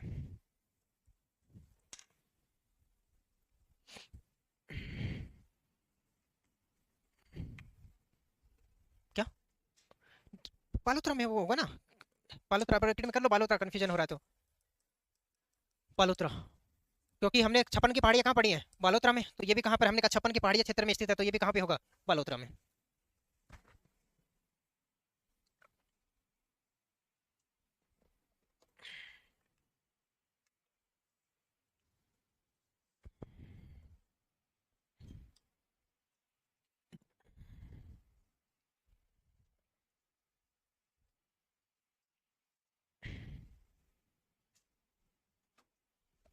मनिंदर सर मैसेज को पढ़ लो, क्या कह रहे हैं मनिंदर, क्या ऊपर करना, क्या कह रहे हैं,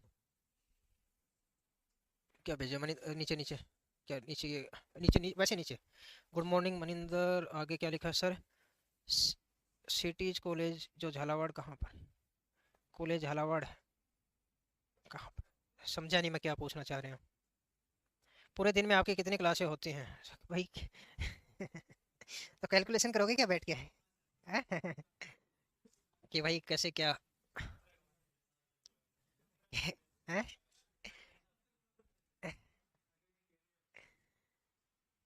आप ही छाप लोगे, अच्छे से मेहनत करो। हैं? अच्छा मेरे पे इतना है ही नहीं, वो भी आके कहेंगे कि भाई कहाँ छापा मार दिया है। हो गया। अब ध्यान देना इसके पीछे का कारण देखो, है बचा है क्या बाकी?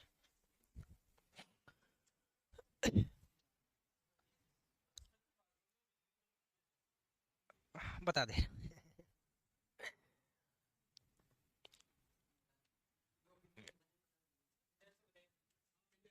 बता दिया, बता दिया होगा, बता देंगे, बता देंगे, डाउट नहीं होना चाहिए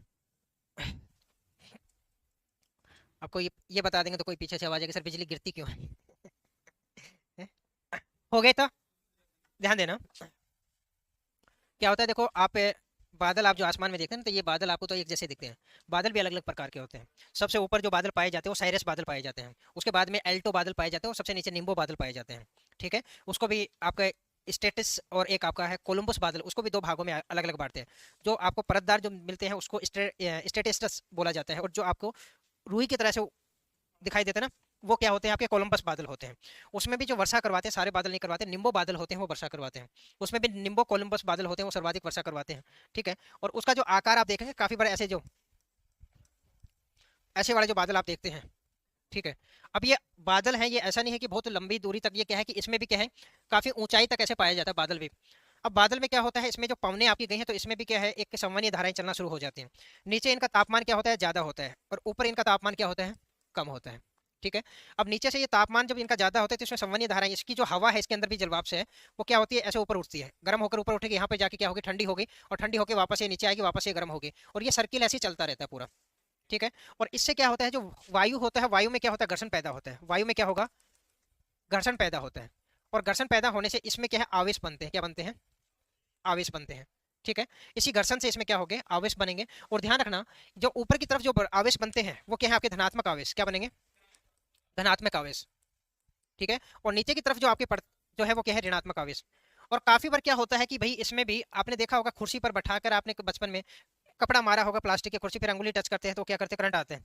वो क्यों आता है, आवेश बनते हैं। बचपन में कोई पेन लिया होगा, बालों में ऐसे रगड़ कर उसको कागज के पास या मिट्टी के पास ले जाते हैं तो चिपक जाती है, तो वो क्या है, आवेश। ठीक है, तो उसी में क्या होता है, जब ये बादल बनते हैं तो इसमें संवहनीय धाराएं चलती हैं, इन संवहनीय धाराओं से क्या है, आवेश बनते हैं।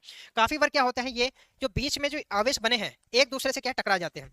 ये बीच का जो पार्ट है ये एक दूसरे से क्या होता है, काफी बार क्या होता है, टकरा जाता है। और इन दोनों के टकराने की वजह से, इन दोनों के टकराने की वजह से क्या होती है, बिजली पैदा होती है। जब आपने दो तारों को आपस में टच करके देखा है आपने कभी बिजली के, तो पटाखा बजता है। ठीक है, तो कहने का मतलब वैसे ही जब ये प्लस और माइनस है, जो आवेश है जो आपस में टकराएंगे तो टकराने से क्या होती है, बिजली चमकती है। और जितनी लंबी दूरी तक ये आवेश जाते हैं वो बिजली ऐसे चमकती हुई दिखाई देती है। और जमीन पर इसलिए करती है कि जो आपकी पृथ्वी होती है ना, पृथ्वी, पृथ्वी में हमेशा धनात्मक आवेश होते हैं। पृथ्वी में आपका हमेशा क्या होता है, धनात्मक आवेश होते हैं। ठीक है, और आपके ऋणात्मक वाले जो पार्ट हैं ये क्या होते हैं, काफी बार क्या होते हैं, जो बिल्डिंग आपकी ऊंचाई पे होती है, निकुला भाग होता है। कभी भी ध्यान रखना, आवेश है, अगर आपने तार लिया है, ये तार लिया है ऐसे, और इसके कुछ तारों को आपने यहाँ छोड़ दिया, कुछ तारों को आपने यहाँ छोड़ दिया, और कुछ तारों को यहाँ पर, और एक तार आपने सबसे ऊपर यहाँ पर, तो सबसे ज्यादा जो आवेश है यहाँ पतले वाले भाग पर, सर्वाधिक आवेश कहाँ पे आते हैं, इस पतले वाले भाग पर। कभी भी आप एक तार को अलग कर देना, तार है उसको एक तार को अलग कर देना, देखना थोड़ी देर में वो लाल, बाकी तार तो वैसे के वैसे रहेंगे, वो एक तार आपको लाल रंग का चमकता हुआ दिखाई देगा। क्यों, क्योंकि आवेश ज्यादा इकट्ठे हो गए तो वहाँ का तापमान बढ़ना शुरू हो जाता है। ठीक है, तो इसलिए क्या होता है कि कई जगह आपने देखा होगा बड़ी बड़ी बिल्डिंगों पर, जैसे बुर्ज खलीफा आप देखेंगे, तो उसमें देखना सबसे ऊपर एक डंडी खड़ी कर रखी है। क्यों कर रखी है, क्योंकि जब बिजली गिरेगी तो वो क्या है, आपका सारे के सारे आवेश इसमें आ जाएंगे और सारे के सारे ये भूमिगत हो जाएंगे, जमीन में चले जाएंगे। कहाँ चले जाएंगे, जमीन में चले जाएंगे, इस बिल्डिंग को नुकसान नहीं होगा। ठीक है, अब ये मत कहना सर भैंस पे क्यों गिरती है, काली चीजों पे क्यों गिरती है, बाकी ये चर्चा है बाद में है। ठीक है, आज थोड़ा बाद में किया। ठीक है, अब ध्यान देना,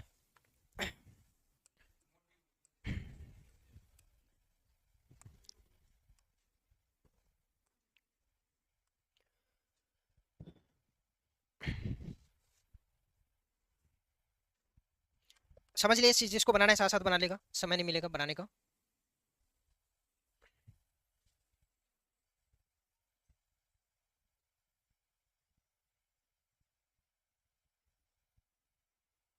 अभी भी लगता है कि कोई चीज रट के याद की जाती है समझ के, है मिक्स चल रहा है।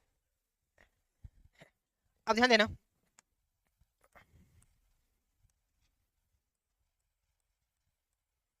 ये क्या है, आपका अरावली का पार्ट है।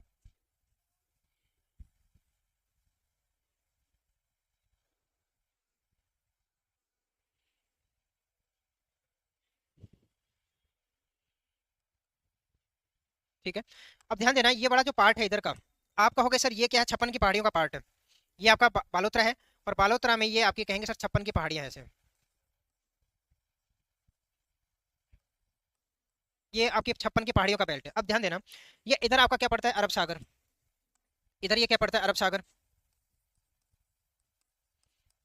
ठीक है, और जब अरब सागर के जो मानसून की जो शाखा आती है इधर से, तो आप कहेंगे अरब सागर की जो शाखा है वो क्या हो रही है आपकी, इस अरावली के सहारे सारे तो क्या है, सीधी निकल जा रही है, तो वर्षा नहीं करेगी। इधर का भाग है वो अरावली के इधर से भी निकलेगा तो सीधा सीधा निकल गया। और कुछ अरब सागर की शाखा इस पहाड़ी क्षेत्र से आके टकराएगी। कहाँ से आएगी, इस पहाड़ी क्षेत्र से।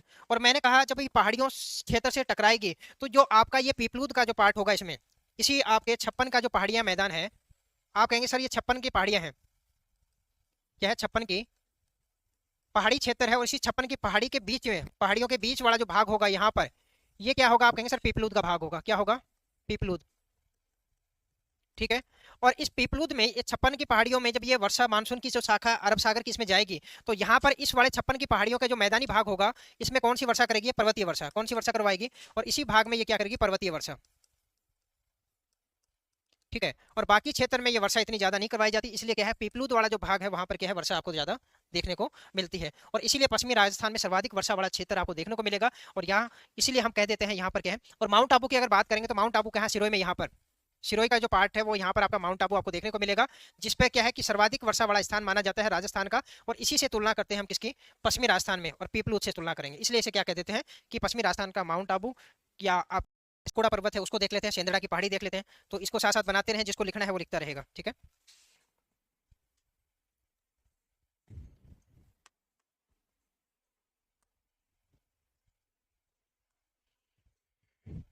उसी में लिखो, नाकोड़ा पर्वत। ये भी कहाँ पर है आप कहेंगे, तो ये भी कहाँ पे, बालोतरा में, बालोतरा में। ठीक है, और यहीं पर कहेंगे पार्श्वनाथ, पार्श्वनाथ जैन मंदिर स्थित है। ठीक है, जिसे जिसे नाकोड़ा भैरव कहा जाता है, भैरव नाम से जाना जाता है, नाकोड़ा भैरव नाम से जाना जाता है। नंदलाल इलेक्ट्रिसिटी शुरू नहीं की है, बस किसी बच्चे का डाउट था वो क्लियर किया। साइट्स कॉलेज कहाँ पर पड़ता है झालावाड़ में? अभी इस, अच्छा, इसका आइडिया नहीं है मेरे को महेंद्र, मनिंदर, उसका आइडिया नहीं है मेरे को, आइडिया नहीं है उसका।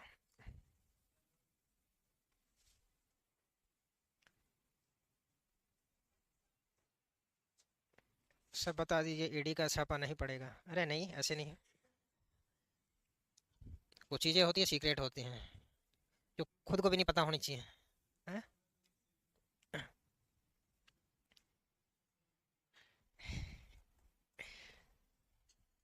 इतनी तो मैं टेंशन नहीं लेता भाई, कितनी आ रही है कितनी नहीं आ रही, जितनी आप ले रहे हो, हैं?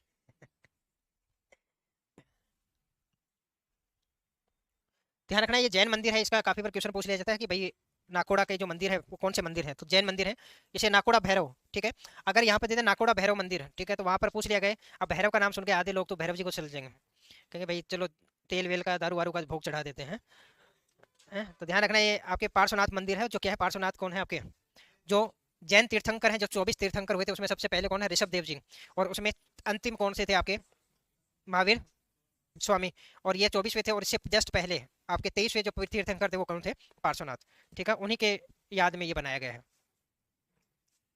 ठीक है, उसी में लिख लो सेंदड़ा की पहाड़ी, आगे लिख लो सेंदड़ा की पहाड़ी,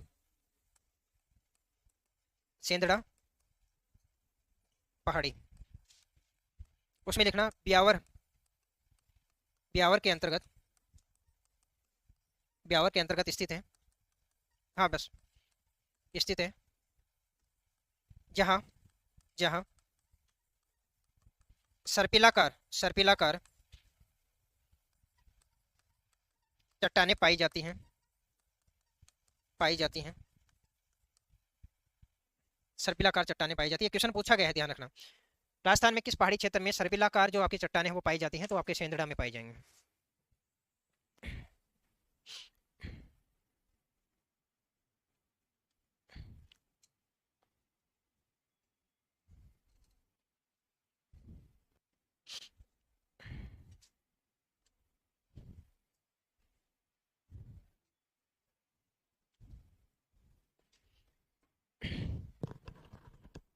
चलिए, आप एक बड़ा पार्ट है वो सारा आपका समाप्त हो गया। सबसे बड़ा पार्ट है जो आपका ये है भौतिक प्रदेश में, ठीक है। और उसके बाद में अरावली का पार्ट है। अरावली में सबसे जो हार्ड आपको जो पार्ट लगता है वो मेरे हिसाब से चोटियाँ लगती हैं, कि भाई चोटियों का घटता क्रम पूछ लेता है कि अब कौन सी सबसे ऊंची है कौन सी छोटी है, ये पूछा जाता है ज़्यादातर। ठीक है, तो उनका देखते हैं, उनका भी कोई निकालेंगे सिस्टम याद करने का।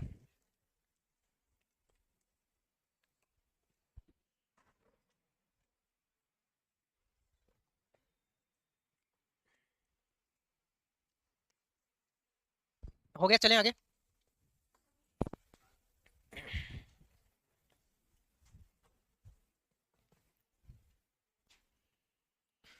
हो गया, बचा है किसी का?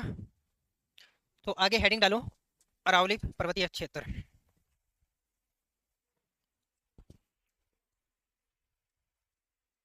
अरावली पर्वतीय प्रदेश,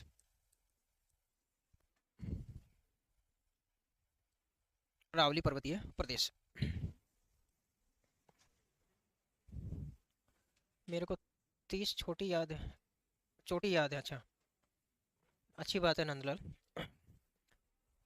आप ध्यान देना, उसी में आप लिखें, पहले लिखने का काम कर ले।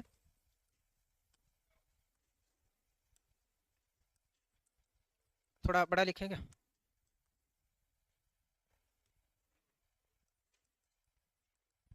राजस्थान की सबसे प्राचीनतम बातें नहीं अब इस्तेलाह करती है। राजस्थान की क्या, विश्व की, ब्रैकेट में लिखना विश्व की भी। विश्व की भी। ठीक है, पर्वतीय क्षेत्रों में। उसमें लिखना इसका निर्माण प्री कैम्ब्रियन कैम्ब्रियन काल में हुआ। प्री कैम्ब्रियन काल में हुआ है। उसी में आगे लिखे, यह एक यह एक प्राचीन वलित पर्वत है, वलित पर्वत का उदाहरण है, ऐसा कर लेना, उदाहरण है। ठीक है, ठीक है। इसमें लिखना यह है वर्तमान में एक अवशिष्ट पर्वत मात्र मात्र बची है। लिख लीजिए, मैं समझाऊंगा इनको सभी को। अवशिष्ट पर्वत मात्र बची है। उसी में आगे लिखेंगे अरावली क्षेत्र राजस्थान के कुल क्षेत्रफल का 9% भाग पर फैला है। जैसे हमने कहा पश्चिमी रेगिस्तानी क्षेत्र की बात की थी तो हमने 61.11% लिखा था ना, वैसे ही कुल क्षेत्रफल है राजस्थान का, उसके कितने प्रतिशत भाग पर? 9% भाग पर। उसी में लिखेंगे इस प्रदेश में राजस्थान की कुल जनसंख्या का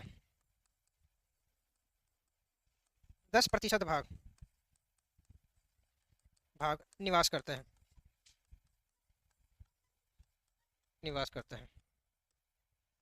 लगभग 10% भाग है वो क्या करता है? निवास करता है।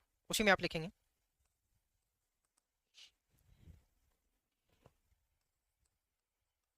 अरावली की शुरुआत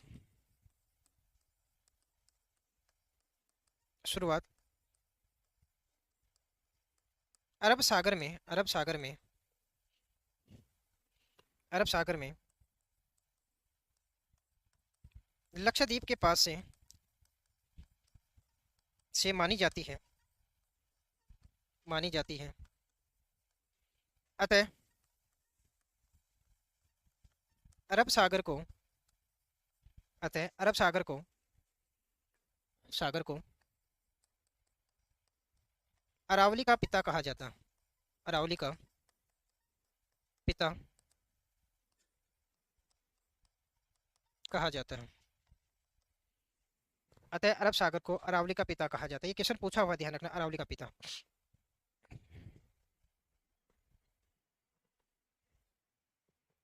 ठीक है, एक बार नोट करो, फिर आगे और भी लिखने, पहले लिखने का काम पूरा करते हैं, उसके बाद में समझेंगे सबको।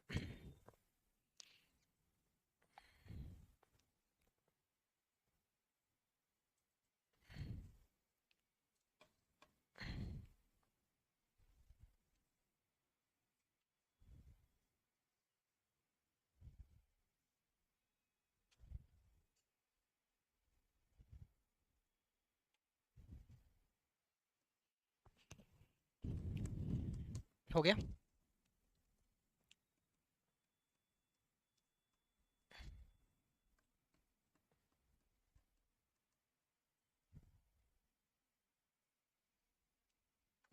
नोट्स सभी बना रहे हैं? कोई ऐसा विद्यार्थी भी है जो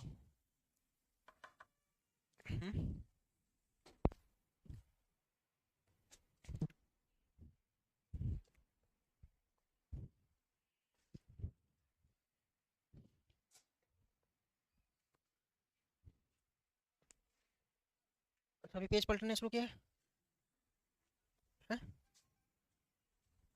पीछे का टेम्परेचर ठंडा है, आपको दिक्कत हो रही है, बाकी को अच्छा लगता है। बाकी को अच्छा लग रहा है ठंडे में बैठना, आपको दिक्कत है। और इस बारिश वाले मौसम में तो भाई एसी भी कामयाब है, कूलर वगैरह सब फेल हैं। कल कोई तैरने भी गया था रोड पे शाम को? हैं? कल यहाँ पे पानी भर रखा, लोग हैं यहाँ पे, बाइक वाले कार वाले बेचारे देख रहे हैं कैसे पार करें।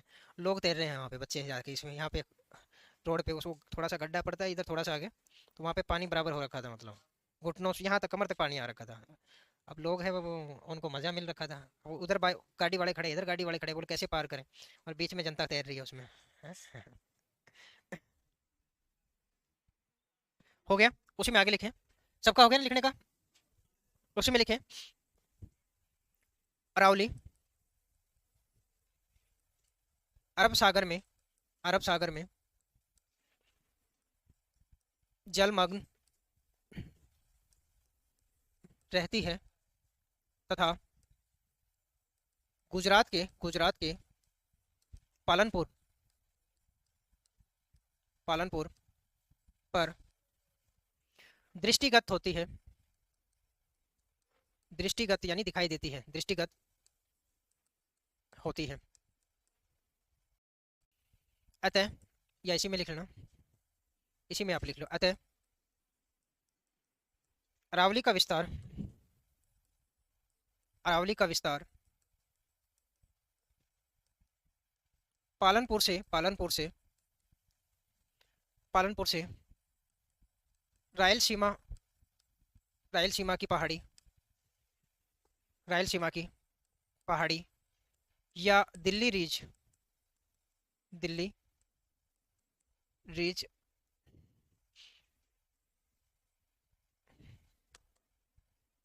तक माना जाता है। करेंगे आगे, क्या क्या है ये नाम लिखते रहो, सब समझेंगे इसके बारे में। उसी में लिखने, अरावली का विस्तार, विस्तार तीन राज्यों, तीन राज्यों ब्रैकेट में लिखना, गुजरात, राजस्थान, कौमा, हरियाणा तथा तथा एक केंद्र शासित प्रदेश, केंद्र शासित प्रदेश ब्रैकेट में लिखना, दिल्ली, दिल्ली में है। ठीक है। उसी में लिखना आगे, अरावली की कुल लंबाई कितनी मानी जाती है? 692 किलोमीटर है, जिसमें जिसमें 550 किलोमीटर लंबाई राजस्थान से गुजरती है, गुजरती है। इसी के ब्रैकेट में लिख लेना, अर्थात अरावली का 80% भाग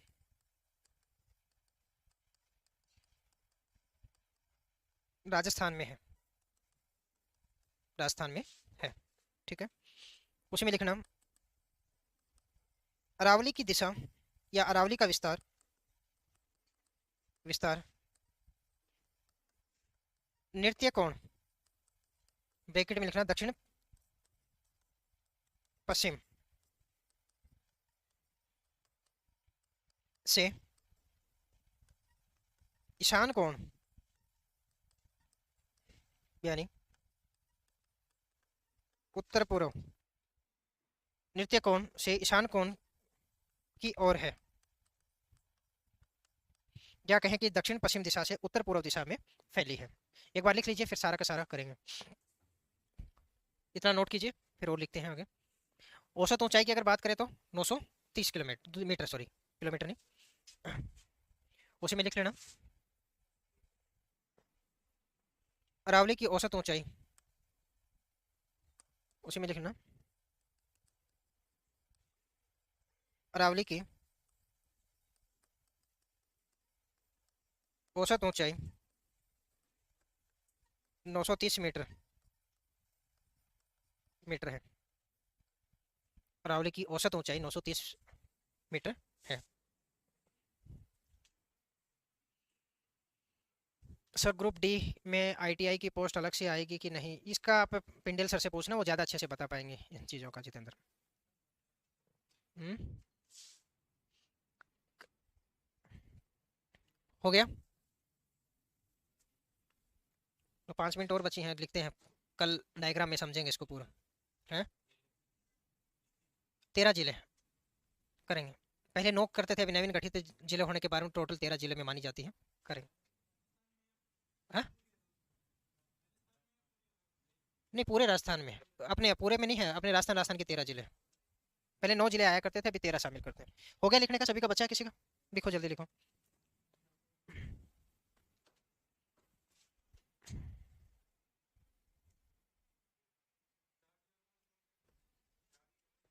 4 जिले।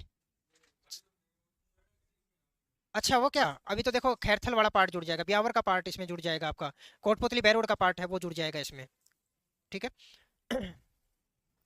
क्योंकि आगे जाके सांबर के पास में 2 भागों में बढ़ती है, ध्यान रखना। एक भाग तो आपका निकल जाता है नागौर, नागौर से होकर नागौर का डीडवाना वाला पहले नहीं था, पहले नागौर अकेला शामिल होता था, अब क्या शामिल हो गया, डीडवाना शामिल हो गया। उसके बाद में फिर ये आगे जाती है किसर आपका झुंझुनू में, झुंझुनू और सीकर का जो पार्ट है वहां से फिर किसमें अलवर में प्रवेश करती है, तो अलवर में उधर क्या जुड़ गया आपका खैरथल वाला पार्ट है वो नया जुड़ जाएगा। एक इधर से आपकी निकलती है जयपुर की साइड से, जयपुर की साइड से निकलेगी तो ये कोटपुतली बैरोड है, ये नया जुड़ जाएगा इसमें। आगे जाके डीग वाला जो पार्ट है वो थोड़ा इधर रह जाता है, ठीक है, उसका भी थोड़ा सा हिस्सा क्या है इसमें जाके, कहने का मतलब जो आपका अलवर वाला जो पार्ट था ना, इस बेल्ट में 4 और नए शामिल हो जाएंगे इसमें। उसी में लिख लीजिए आगे, हो गया था लिखने का बच्चा, जल्दी लिखो थोड़ा सा।